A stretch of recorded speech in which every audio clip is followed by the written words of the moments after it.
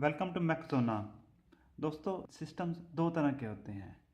कुछ ऐसे सिस्टम्स होते हैं जिनमें मैथ फिक्स्ड रहता है। मिसाल के तौर पर यहाँ पे मेरे पास एक पिस्टन सिलेंडर डिवाइस है। इसके अंदर जो गैस है वो फिक्स ही रहेगी। पिस्टन के अप डाउन मोशन से उसके ऊपर कोई फ़र्क नहीं पड़ेगा। इस तरह के सिस्टम्स को हम क्लोज्ड सिस्टम्स कहते हैं। Closed system. कुछ सिस्टम्स ऐसे होते हैं जिनमें मैथ चेंज होता रहता है, यानी मैथ इन भी होता है और आउट भी होता है। तो यानी ऐसे सिस्टम्स को हम कहते हैं कंट्रोल वॉल्यूम या ओपन सिस्टम्स। यहाँ पे मिसाल के तौर पर मैंने एक नोज़ल शो किया है। नोज़ल में वाटर इन भी होता है और आउट भी होता है। तो इन सिस्टम्स को हम ओपन सिस्टम कहते हैं, जिसमें मैथ फ्लो इन भी हो रहा हो और आउट भी हो रहा हो। अब दोस्तों, ये जो सिस्टम्स हैं, चाहे ओपन हो या क्लोज्ड हो, ये सराउंडिंग्स के साथ एनर्जी का इंट्रैक्शन करते हैं। एनर्जी इंट्रैक्शन का मतलब ये है कि ये सिस्टम्स सराउंडिंग को एनर्जी देते हैं या लेते हैं। अब ये जो इंट्रैक्शन है ये किस तरीके से होता है, इसके कौन कौन से मॉड हैं, उसको हमने इस वीडियो में डिस्कस करना है। तो दोस्तों, ये दो मेजर मॉड्स हैं जिनके थ्रू सिस्टम और सराउंडिंग के दरमियान इंट्रैक्शन होता है। हीट और वर्क। हीट और वर्क में क्या फ़र्क है ये भी हम इस वीडियो में देखेंगे।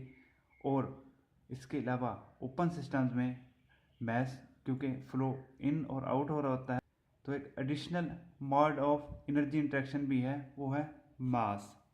लेकिन दोस्तों, ये वाले जो कंसेप्ट्स हैं energy interaction by heat and work, ये मिड ऑफ 18th सेंचुरी में यानी 750s के आसपास ये कंसेप्ट डेवलप हुए हैं। और टेक्नोलॉजी वाइज ये स्टीम इंजन्स का ज़माना था। इंजन्स को हम यूजुअली क्लोज सिस्टम के तहत ही डील करते हैं। तो यहाँ पर जो हमारा ज़्यादा फोकस होगा वो ये वाला कंट्रोल सिस्टम होगा। हम कंट्रोल वॉल्यूम पे इतना ज़्यादा फोकस नहीं करेंगे। तो दोस्तों, अब हम देखते हैं कि एनर्जी इंट्रैक्शन हीट और वर्क के थ्रू कैसे होता है। पहले हम एनर्जी इंट्रैक्शन बाय हीट देख लेते हैं। दोस्तों, हीट का मतलब ये होता है कि एक ऐसा एनर्जी इंट्रैक्शन जो as a result of temperature difference हो रहा हो। इसका मतलब ये है कि अगर सिस्टम और सराउंडिंग के दरमियान जो इंट्रैक्शन हो रहा है, जो उनके दरमियान एनर्जी का एक्सचेंज हो रहा है, वो अगर टेम्परेचर के थ्रू हो रहा है तो वो जो मोड ऑफ एनर्जी ट्रांसफ़र होगा वो हीट होगा। मिसाल के तौर पर मेरे पास यहाँ पे वाटर बोतल है। इसको मैंने जो वाटर बोतल का जो इंटरनल साइड है उसको मैंने सिस्टम कंसिडर किया है, और ये जो डॉटेड पोर्शन है रेड कलर में, मैंने इसको बाउंड्री के तौर पर कंसिडर किया है। अब सराउंडिंग पे टेम्परेचर 35 डिग्री सेंटीग्रेड है और टेम्परेचर ऑफ वाटर जो इस बोतल के अंदर है उसका टेम्परेचर 5 डिग्री सेंटीग्रेड है। तो टेम्परेचर डिफरेंस के नतीजे में एक फोर्स जन्म लेगी जो इस टेम्परेचर को कम करेगी और इसको बढ़ाएगी until unless equilibrium will be establish. तो इस फोर्स को हम कहते हैं हीट। तो इसका मतलब ये है कि जो हीट है वो एक ऐसा एनर्जी एक्सचेंज प्रोसेस है जो as a result of temperature difference होता है। इसी तरह की एक और मिसाल मैंने यहाँ पे कंसिडर की है कि मेरे पास ये एक माइक्रोवेव ओवन है। उसके अंदर मैंने एक पोटैटो रखा हुआ है जिसका टेम्परेचर 20 डिग्री सेंटीग्रेड है। इस पोटैटो को मैं अपना सिस्टम कंसिडर करता हूँ और इसको जो आउटर सरफेस है ये है बाउंड्री।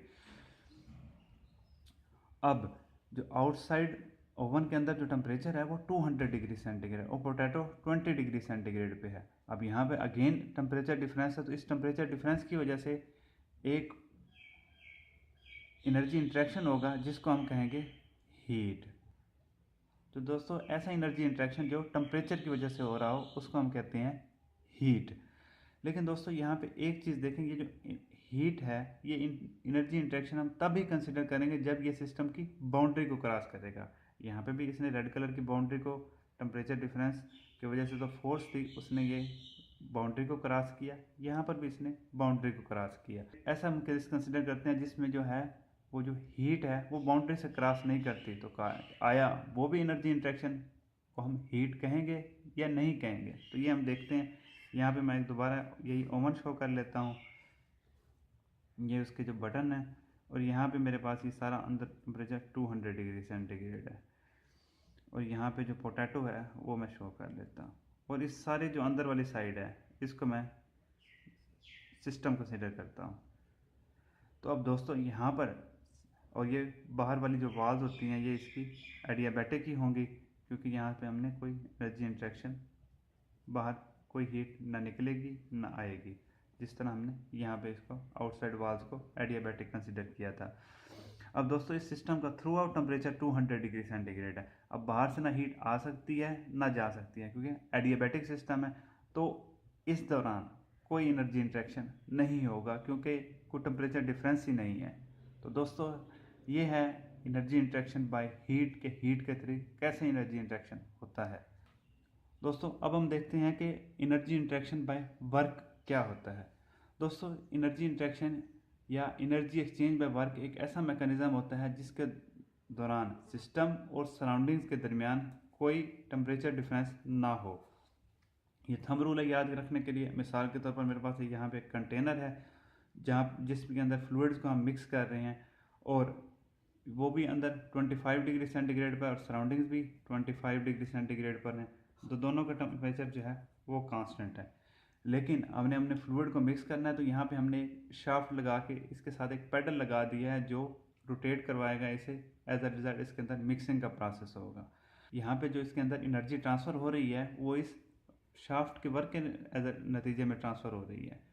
तो इस मॉड को हम कहेंगे एनर्जी इंटरेक्शन या एनर्जी एक्सचेंज बाय वर्क। अब इसी तरह मेरे पास यहाँ पे एक माइक्रोवेव ओवन है जिसके अंदर एयर है, और यहाँ पे हीटिंग रॉड लगा। इसका टेम्परेचर 250 डिग्री सेंटीग्रेड है।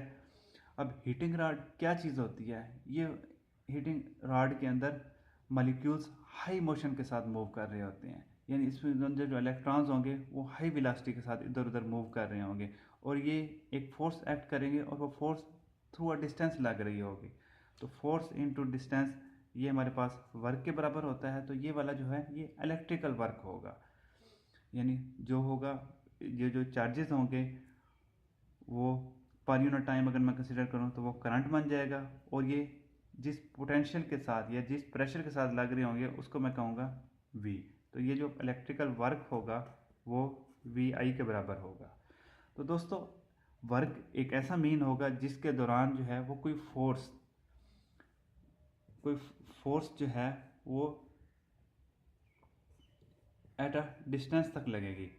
यहाँ पे मेरे पास जो शाफ्ट है ये रोटेट कर रही है, तो ये वर्क किस तरह कर रही है? ये वर्क किस तरह कर रही है कि ये मेरे पास जो शाफ्ट है इसका जो ये पेडल व्हील है ये फोर्स लगाता है, तो ये घूम रहा है। ये उसके बाद ये अगले तक आएगा, तो ये वाला जो है इसका अलॉन्ग द रेडियस इसका डिस्टेंस होगा ये वाला। दोस्तों इसकी थोड़ा सा विजुलाइज करने की कोशिश कीजिए। जो ही पेडल घूमेगा तो पार्टिकल जो इसके साथ लिक्विड का इंटरेक्ट कर रहा होगा वो भी घूमेगा, तो फोर्स थ्रू अ डिस्टेंस लग रही है। तो ये जो एनर्जी इंट्रैक्शन है इसको हम वर्क कहते हैं। अब दोस्तों यहाँ पे भी एक चीज़ समझने की है कि वर्क भी तभी होगा कि जब जो आउटसाइड से कोई इंट्रैक्शन करने की कोशिश कर रहा है, कोई शाफ्ट है या कोई हीटिंग रॉड है, वो बाउंड्री से क्रॉस करे, जिस तरह हमने लास्ट एग्जांपल में देखा था हीट वाले में। वरना अदरवाइज वर्क नहीं होगा अगर वो बाउंड्री से क्रॉस नहीं करता। तो दोस्तों उम्मीद करता हूँ कि जो हमने पढ़ा है वो आपको समझ आ गया होगा। आप अगर किसी किस्म का कोई क्वेश्चन है kindly comment, I will answer. तो जो पढ़ा है उसको हम रिवाइज कर लेते हैं। तो दोस्तों सिस्टम्स दो तरह के होते हैं। ऐसे सिस्टम जिनमें मैस फ्लो हो रहा होता है उनको हम ओपन सिस्टम या कंट्रोल वॉल्यूम कहते हैं, और जिनमें मैस फ्लो नहीं हो रहा होता उनको हम कंट्रोल मैस कहते हैं। मेजरली जो एनर्जी इंट्रैक्शन होता है सिस्टम और सराउंडिंग्स के दरमियान वो दो मोड्स के थ्रू होता है, heat and work. Open volume में मैस के थ्रू भी होता है, लेकिन उसको हम यहाँ पे कंसीडर नहीं कर रहे, क्योंकि ये जो कंसेप्ट डेवलप किया गया है वो मेजरली स्टीम इंजन्स के लिए किया गया था। तो हम यहाँ पे अभी सिर्फ कंट्रोल मैस के लिए देखेंगे। इसको हम आने वाली वीडियोस में ये जो मैस का इफेक्ट है इसको भी कंसिडर करेंगे।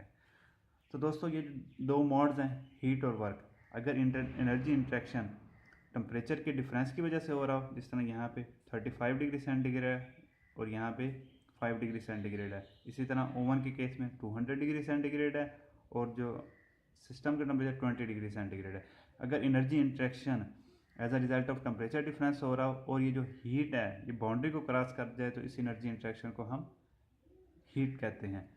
इसी तरह अगर एनर्जी इंट्रैक्शन एक ऐसे मैकेनिज्म के थ्रू हो रहा हो जिसमें कोई फोर्स लग रही हो और थ्रू वो डिस्टेंस लग रही हो, या उस फोर्स का जो इफेक्ट है वो वेट उठा सकता हो। मिसाल के तौर पर यहाँ पे मैंने एक ओवन शो किया है, उसके अंदर ये हीटिंग रॉड है और यहाँ से हाई एनर्जी इलेक्ट्रॉन्स मूव कर रहे हैं और वो फोर्स लगाते हैं थ्रू अ डिस्टेंस। तो ये एक इलेक्ट्रिकल वर्क यहाँ पे हो रहा है। इसी तरह यहाँ पे हम फ्लूइड को मिक्स करने के लिए एक शाफ्ट इस्तेमाल कर रहे हैं। इस शाफ्ट का इफ़ेक्ट ये भी हो सकता है कि ये लोड उठाने के लिए इस्तेमाल हो सकती है। मिसाल के तौर पर ये शाफ्ट है और ये रोटेट कर रही है, तो इसके दूसरे एंड पे अगर हमने वेट लगाए हुए हैं तो ये इन वेट्स को भी उठा सकती है। तो ये ऐसा मोड ऑफ एनर्जी एक्सचेंज है जो लोड को उठा सकता है, तो इसको हम वर्क कहते हैं। दोस्तों उम्मीद करता हूँ कि आपको वीडियो समझ आ गई हो। अगर किसी किस्म का कोई क्वेश्चन है kindly comment, I will answer. Thank you, good bye.